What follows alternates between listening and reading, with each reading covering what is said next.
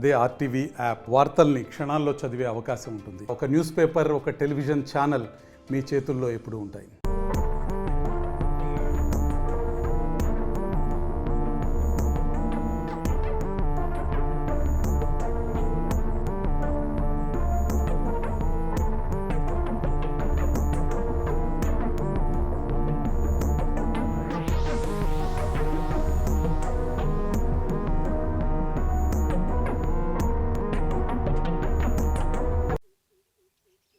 ఆర్టీవీకి స్వాగతం.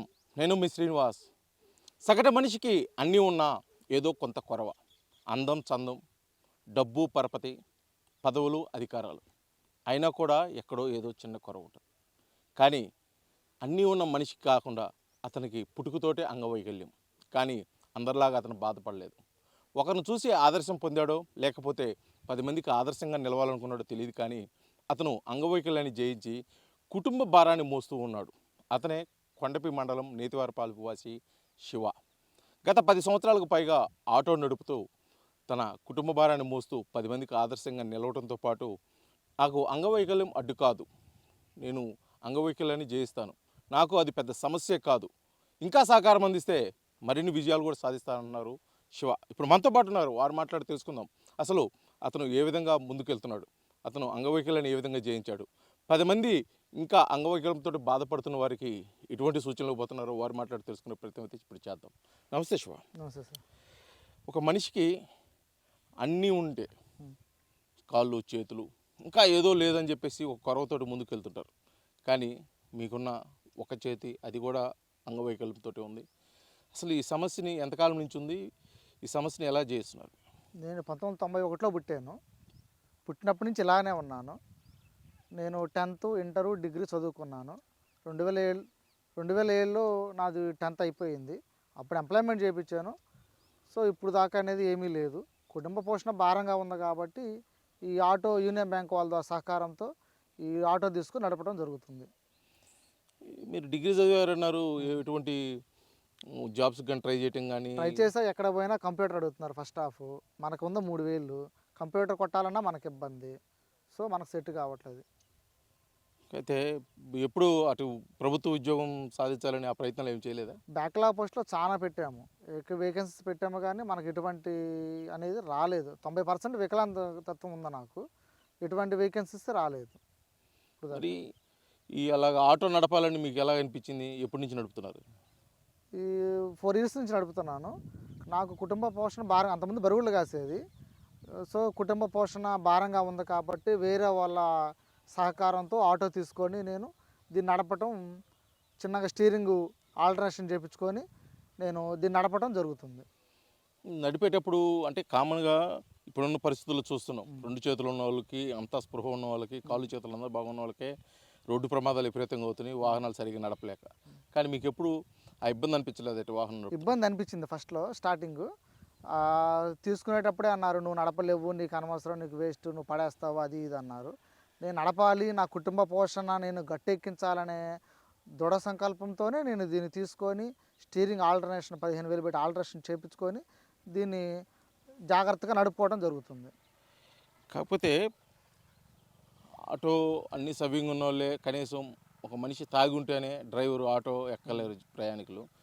మీకు అంగవైకల్యంతో ఆటో నడుపుతున్నారంటే ప్రయాణికులు ఎప్పుడు ఏమి అభ్యంతరం వ్యక్తం చేయలేదా? అభ్యంతరం ఏమీ లేదు, జాగ్రత్తగా నడుపుకోయని అని చెప్తున్నారే కానీ మనకి మందు అలవాటు లేదు, జాగ్రత్తగా నడుపుకోమని చెప్తున్నారు. అంత మట్టుకి మనకి. మీకు ఎప్పుడు అనిపించలేదు ఇంతమంది ప్రయాణికులను తీసుకెళ్తున్నారు, ఇంతమంది ప్రాణాలు నా చేతిలో ఉన్నాయి, సింగిల్ హ్యాండ్ తోటి నేను లీడ్ చేయగలనా, ఏ సమస్యలు ఏమైనా వస్తే ఏ విధంగా నేను హ్యాండిల్ చేయగలను అనేటువంటి డౌట్స్ ఏమి రాలేదు? ఇది మనకు పోయేది మహేంద్ర ఛార్జింగ్ అంటే ఇది పోయేది 30 కిలోమీటర్ల లోపే, స్పీడ్ ఎక్కువ పోదు. ఇది 30 కిలోమీటర్ల లోపే పోద్ది, చిన్నగా పోతుంది కూడా, ట్రన్నింగ్లో కూడా. వాళ్ళ ప్రాణాలు నా చేతిలో ఉన్నాయి కాబట్టి ఇంకా జాగ్రత్తగా పోతూ ఉంటాను నేను. మీరు అసలు మొదటి నుంచి ఫస్ట్ బరిగొడ్లు కాసేవాళ్ళు అన్నారు, బరిగొడ్లు కాసేటప్పుడు అసలు ఈ ఆటో తీసుకొని ఆటో నడపాలని మీకు ఎందుకు అనిపించింది? ఆటో తీసుకొని అంటే ఇప్పుడు బరిగొడ్లు కాసాను, అది వర్కౌట్ కావలేదు. ఇప్పుడు బర్రెని కొనాలంటే 80,000, 90,000, లక్ష రూపాయలు అవుతుంది. ఇది మనం భరాయించలేక అందుకని ఇది తీసుకొని దీన్ని నడుపుకోవటం జరుగుతుంది. కాదు అంటే వికలాంగులు అంటే చాలా ఆల్టర్నేటివ్స్ చూస్తారు. అంటే ఒక చిన్న షాప్ పెట్టుకుందాం, లేకపోతే ఏదైనా వేరే చిన్న కుటీర్ పరిశ్రమ పెట్టుకుందాం, లేకపోతే ఒక 10 మంది చేత పని చేయించుకొని చిన్నదిలాగా పెట్టుకుందాం. కానీ ఇప్పుడు మీరు తీసుకుంది టఫ్ టాస్క్. డ్రైవింగ్ 10 మంది ఎప్పుడు మీరు మీ ఆటోలో ఎక్కి ప్రయాణం చేయాలి, వాళ్ళని సురక్షితంగా గమ్యస్థానాలకు చేర్చాలి. ఇటువంటిది ఎంచుకోవడానికి ప్రత్యేకమైన ఏదైనా కారణం ఉందా? ప్రత్యేకమంటే నేను కూడా ఇప్పుడు వికలాంగుల తరపున బ్యాక్లాగ్ పోస్టులో అప్లికేషన్ పెట్టుకున్నాను. చాలా పెట్టాను, ఏమీ రాలా మనకి. వేరే బ్రోకర్ ద్వారా నలుగురికి 4 లక్షలు ఇచ్చా. అవి డబ్బులు వస్తున్నాయి కానీ 4 నెలలకో సంవత్సరానికి వస్తున్నాయి కానీ మనకి జాబ్ అనేది రావట్లా. సో పొద్దుకులు వాళ్ళకి ఇచ్చి వీళ్ళకి ఇచ్చి మోసపోవటం అనవసరం అని చెప్పి వేరే అన్నని అడిగితే, సరే నువ్వు జాగ్రత్తగా చేసుకుంటానంటే నేను షూరిటీ కానీ, అశోక్ అతని పేరు, నువ్వు జాగ్రత్తగా చేసుకో, ఇబ్బంది ఏం లేదు, నేను షూరిటీ పెడతాను, నాకు లోన్ ఇప్పించింది కానీ ఈ బండికి తీసిచ్చింది కానీ మన్యం అశోక్ అతను ఇప్పించాడు. అతని నమ్మకం పోగొట్టకుండా మనం జాగ్రత్తగా యూనియన్ బ్యాంకులో లోన్ తీసుకున్నాము, జాగ్రత్తగా కడతామున్నాము. ప్లస్ మనకు వేకెన్సీస్ రావట్లేదు, ఇంకా లక్షల డబ్బులు కడుతున్నాక ఎప్పుడుకో వస్తున్నాయి లక్షకి, అప్పుడు 10,000 అప్పుడు ఇస్తున్నారు మనకి. సో ఇది మనకి కుదరట్లేదు అని చెప్పి ఆ అన్న ద్వారా ఇది తీసుకొని నేను నడపడం జరుగుతుంది. మీరు 3 సంవత్సరాలు 4 సంవత్సరాల నుంచి ఆటో నడుపుతున్నారు. మీ కుటుంబ నేపథ్యం? కుటుంబ నేపథ్యం అయితే నాకు మ్యారేజ్ అయ్యి 4 ఇయర్స్ అవుతుంది. మ్యారేజ్ అయినాక తీసుకునేది కూడా. ఒక కొడుకు ఒక కూతురు, మా అమ్మ నాన్న నా దగ్గరనే ఉంటారు. వాళ్ళని చూసుకోవాలి, పిల్లల్ని చూసుకోవాలి, ఇంకా హెల్త్ బాగలేకపోయినా చూపించుకోవటం కానీ ఇవన్నీ నా మీదే ఉంది ఇంకా.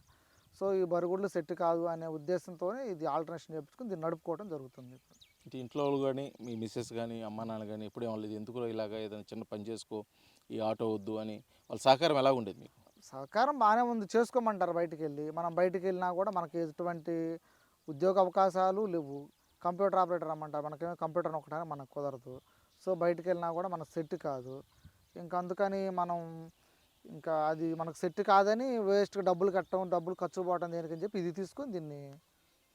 అంటే మీరు బ్యాక్లాగ్ పోస్టులకు అప్లై చేశారు, ఎంప్లాయ్మెంట్ చేయించారు, ఉద్యోగ ప్రయత్నాలు చేశారు. ఇన్ని ప్రయత్నాలు చేసినప్పుడు ఎప్పుడన్నా ఉన్నతాధికారులను కలిసి నీ సమస్య వివరించి సహాయం కోరటం జరిగిందా? అయితే అంటే నాయకులు చాలామంది ఉంటారు కదా, చాలామందికి చాలా రకాల సహాయం చేసి ఉంటారు, అలాగే మీరేం సాయం కోరారు లేదా? 2007లో నా 10th అయిపోయింది, బ్యాక్లాగ్ 2007లో నా 10th అయిపోయింది. నేను ఎంప్లాయ్మెంట్ చేయించాను. అప్పటి నుంచి తప్పనిసరి మన కలెక్టర్ ఆఫీస్లో ఈ 40-50 అర్జీలు ఇచ్చుండ. ఇది స్పందన కార్యక్రమం కానీ వీటన్నిటిలో ఇచ్చా. సార్ ఇట్లా ఇది నా పరిస్థితి, కుటుంబ పోషణ కూడా నాకు భారంగా ఉంది, నా ముందు దయవుంచి బ్యాక్లాగ్ పోస్ట్ ఏదైనా ఒకటి ఇప్పిండి సార్ అని బతిలాడాము. అయినా మనకు ఎటువంటి రెస్పాన్స్ లేదు. సో ఇంకా పొద్దుగులు తిరగటము మనకి టైము లాస్ అవుతుంది, ప్లస్ ఇక్కడ కుటుంబ పోషణ కూడా మన భారం అవుతుంది అనే ఉద్దేశంతోనే మనం చేస్తున్నాం. తీసుకునేటప్పుడు సాధారణ వ్యక్తి కూడా ఆటో తీసుకుంటే లేకపోతే ఒక వ్యాపారం ప్రారంభిస్తుంటే చాలా ఆలోచిస్తాడు, ఇది మనం చేయగలమా లేదా, ముందుకు వెళ్తామా లేదా, దీంట్లో ఎదుగుతామా లేదా అనేది. అటువంటి డౌట్ ఏం రాలేదు మీకు? వచ్చింది. ఇప్పుడు వ్యాపారం చేయాలంటే 4 లక్షలు 5 లక్షలు లేని మన షాప్ పెట్టడానికి కానీ ఏమీ లేదు. సో మనం పెట్టినా కూడా మన కింద మళ్ళీ ఒక వర్కర్ కావాలి. పెట్టినది క్లిక్ అవుద్దా లేదా అనేది మనకు డౌటు. ఇదంతా వద్దు అనుకున్నాను, ఇంకా అందుకని ఇటు రావాల్సి వచ్చింది ఈ దారికి. శివ చెప్పండి, మీకు డ్రైవింగ్ లైసెన్స్ ఉందా? లేదు. అప్లై చేయడానికి ప్రయత్నం చేశారా? అప్లై చేసినా కూడా కింద నుంచి ఇక్కడ నడుములకించి కిందకి బాగలేకపోయినా పైకి బాగుంటే ఇస్తారు. సో మనకి పైకి బాగలేదు కాబట్టి మన డ్రైవింగ్ లైసెన్స్ ఇవ్వరు. అంటే ఈ వాహనం నడిపేదానికి ఎటువంటి అబ్జెక్షన్స్ బయట నుంచి అధికారులు? అబ్జెక్షన్లు ఉంటాయి. సార్ ఏమన్నా పట్టుకుంటే, సార్ ఇది నా పరిస్థితి, కుటుంబ పోషణ కోసం నేను తీసుకున్నట్టు నడుపుకున్నాను రిక్వెస్ట్గా మాట్లాడుకోను చేసుకోవటమే. కానీ డ్రైవింగ్ లైసెన్స్ అయితే అడిగాము, చాలామంది అడిగాము, రాదమ్మా నీకు రాదు, వేస్ట్ అన్నారు. ఇటు బ్యాటరీ వెహికల్ నడుపుతున్నారు కదా, ఇప్పుడు దీనికి అవసరం లేదా లేకపోతే? ఉంది, అవసరం 99% అవసరమే. కాకపోతే ఏంటంటే మన దగ్గర లేదు డ్రైవింగ్ లైసెన్స్, మనకి ఇవ్వరు. ప్రత్యేకించి ఏమన్నా సడలింపు ఉందంటే మీ ఇలాంటి వాళ్ళకి ప్రోత్సహించేదానికోసం అని చెప్పేసి? లేదు సార్, అది మనకు తెలియదు. ఏదైనా కోరారా అధికారులు ఏమన్నా? అడిగాము 2 సార్లు, మనం ఆన్లైన్లో అప్లికేషన్ పెట్టుకొని అడిగాము. అడిగితే లోపలికి వెళ్ళగానే వాచ్మెన్ సార్ ఉండి మీకు అది సెట్ కాదమ్మా మీకు ఎవరు అన్నారు. స్లాట్ బుక్ చేసుకొని కూడా అది వేస్ట్ అయిపోయింది మనకి. ఒకవేళ ఫస్ట్లో మీరు చదువుకునేటప్పటి నుంచే ఈ అంగవైకల్యం వల్ల చాలా సమస్యలు ఎదుర్కొని ఉంటారు. అంటే పక్కన వాళ్ళ మాటలు కానీ, లేకపోతే రోజువారీ పనుల్లో కానీ, లేకపోతే చదువుల విషయంలో కానీ, లేకపోతే ఏదైనా ఉద్యోగ విషయంలో కానీ. అప్పుడు ఏమనిపించింది, ఇప్పుడు ఏమనిపిస్తుంది? అప్పుడు బాధగా ఉంది కొంచెం. ఇంకా మనం ఇట్లా పుట్టాము, మన వల్ల ఇంకా ఏమీ కాదనుకున్నాము. చిన్నగా దేవుడి వల్ల మ్యారేజ్ అయింది, 2 పిల్లలు పుట్టారు, వాళ్ళ కుటుంబ పోషణ, మా తల్లిదండ్రుల కుటుంబ పోషణ నా మీదే ఉంది. సో ఇంకా మనం ఏమీ చేయడానికి లేదు, ఉన్నదాంతోనే సంతృప్తి పడతా చేసుకుంటా పోవటమే జీవనం అనుకోవటమే. ప్రపంచంలో చాలామంది అంగవైకల్యం ఉన్న వాళ్ళు చాలా సాధించారు, గొప్ప గొప్పవి సాధించారు. అన్ని అవయవాలు ఉన్న వాళ్ళు కూడా సాధించలేని కూడా వాళ్ళు సాధించడం జరిగింది. అలాగా మీరు ఎవరినైనా ఇన్స్పైర్గా తీసుకొని వాళ్ళ బాటలో నడవడానికి ఎవరైనా ఉన్నారు ముఖ్యమైన కారణం? మనకి ఎవరు లేరు. లేరు. మనకు తెలిసిన లేరు. మనం ఇక్కడ ఈ లోకల్లో ఉండేవాళ్ళమే కదా మనకి. అలాగే మీలాగే అంగవైకల్యంతో బాధపడుతూ చాలామంది నేనేం చేయలేను, నా వల్ల ఏం కాదు, నా పరిస్థితి ఇంతే, ఎవరైనా ఏదైనా చేస్తే సాయం పొందుదాం అనేవాళ్ళు చాలామంది ఉన్నారు. వాళ్ళకి మీరు శివాగా, ముఖ్యంగా ఆటో నడిపే శివాగా, అంగవైకల్యంతో ఆటో నడిపే శివాగా మీరు ఏదైనా సూచనలు ఇవ్వదలుచుకుంటే మీలాగా బాధపడే వాళ్ళకి మీరు ఏ సూచనలు ఇస్తారు? ఫస్ట్ హాఫ్ ఇప్పుడు నేను చేపించుకున్నాక నా తరపున తప్పలదారు 10 మంది బండ్లు చేపించా వెంటనే. ఇట్లా స్టీరింగ్ ఒకరికి యాక్సిలేటర్ కింద కానీ 10 మందికి చేపించాం. వాళ్ళు అందరూ నన్ను చూసి ఇంప్రమేషన్ అయ్యి వాళ్ళు చేపించుకొని బండ్లు నడుపుకుంటున్నారు. ఇప్పుడు కందుకూరులో 2 ఉన్నాయి, ఒంగోలులో 2 ఉన్నాయి. వీళ్ళందరూ నేను చేపించినాక చూసుకొని బాగుందా లేదని చూసుకొని వాళ్ళు చేపించుకొని నడుపుకుంటున్నారు ప్రజెంట్. అలాగే మీలాగా ఏదైనా ఇబ్బంది పడుతున్న వాళ్ళు మీ దగ్గరికి వస్తే మీరు ఏదైనా సాయం చేయడానికి కానీ, లేకపోతే ఏదైనా సూచనలు ఇవ్వటం కానీ, లేకపోతే ఒక ప్రత్యేకమైన ఒక సంస్థలాగా ఏదైనా ఏర్పడి ఆ సంస్థ ద్వారా నీలాంటి వాళ్ళకి 10 మందికి చేయూతనివ్వడానికి ఏదైనా ప్రయత్నాలు ఉన్నాయా? మనకే కష్టంగా ఉంది. మనకే జాబ్ లేక మనమే ఇట్లా ఉంటే మనం వాళ్ళకి చేయాలంటే అది అబద్ధం చెప్పడం వేస్ట్. అది అని కాదు, మీలాంటి వాళ్ళు సాయం చేసేదానికోసం చాలా సొసైటీలు ఉన్నాయి, సంస్థలు ఉన్నాయి. వాళ్ళందరూని ఎప్పుడైనా అప్రోచ్ అవ్వడం జరిగింది? అప్రోచ్ అయితే మీకు ఏదైనా బెటరు ఫ్యూచర్ ఉండొచ్చని. అదే ఎవరిని అయితే ఇంత మటుకి అప్రోచ్ అవ్వలేదు. మేము కలెక్టర్ ఆఫీస్లోనే అప్రోచ్ అవుతున్నాం, నాయకుల ద్వారా అప్రోచ్ అవుతున్నాం, కానీ ఎటువంటి ఉద్యోగ అవకాశాలు లేవు అని అనుకోవటమే. ఇంకా మేమైతే ఇంకా మా జీవితం ఇది అనుకొని ఇది ఇంత మటుకి మేము చేసుకుంటా ఉంటున్నాం. ఇది కొండపి మండల నేతివారిపాలెం గ్రామవాసి శివ పరిస్థితి. పుట్టుకతోటే అంగవైకల్యం, చదువు కూడా అంగవైకల్యంతో చదవటం జరిగింది. పెరిగిన తర్వాత కూడా ఏదైనా ప్రభుత్వ ఉద్యోగం వస్తుందంటే ఆ ప్రభుత్వ ఉద్యోగం కూడా హ్యాండ్ ఇచ్చిన పరిస్థితి. కానీ అవేమీ నాకు కుదరని పరిస్థితుల్లో కూడా కుటుంబాన్ని పోషించాల్సిన బాధ్యత నా మీద ఉంది. కాబట్టి నేను చిన్నప్పటి నుంచి చాలా కష్టాలు పడ్డాను. ఆ కష్టాలను అధిగమించేదాని కోసం వినూత్నంగా అయితే ఈ వాహనాన్ని నడుపుతూ కుటుంబాన్ని అయితే పోషిస్తున్నారు. నేను వాహనం నడిపేటప్పుడు కూడా చాలా జాగ్రత్తగా 10 మంది ప్రాణాలతోటి నేను ముందుకు ప్రయాణం అవుతాను. కాబట్టి వాళ్ళని జాగ్రత్తగా గమ్యస్థానాలకు చేర్చేదాని కోసం కూడా చాలా జాగ్రత్తగా వాహనం నడుపుతాను. అదేవిధంగా కూడా నేను బాధపడిన బాధలు మరొకరు బాధపడకుండా ఉండాలంటే ఖచ్చితంగా సహాయ సహకారాలు అయితే అవసరం. సహాయ సహకారాలు అందిస్తే ఇటువంటి విషయాల్లో కొద్దిగా ముందుకెళ్ళే పరిస్థితి అయితే నాకు కనిపిస్తుంది. ఖచ్చితంగా అయితే ప్రభుత్వం అయితే ఆదుకుంటే నా పరిస్థితి వేరే విధంగా ఉండబోతుందని చెప్పేసి కూడా శివ అయితే తెలియజేస్తున్న పరిస్థితి. వీడియో జర్నలిస్ట్ లక్ష్మణ్తో శ్రీనివాస్, ఆర్టీవీ, ఒంగోలు, ప్రకాశం జిల్లా. మరిన్ని వీడియోస్ కోసం ఛానల్ ని సబ్స్క్రైబ్ చేయండి. లేటెస్ట్ అప్డేట్స్ కోసం వాట్సాప్ ఛానల్ ని ఫాలో అవ్వండి. ఆ లింక్ డిస్క్రిప్షన్ లో ఉంది.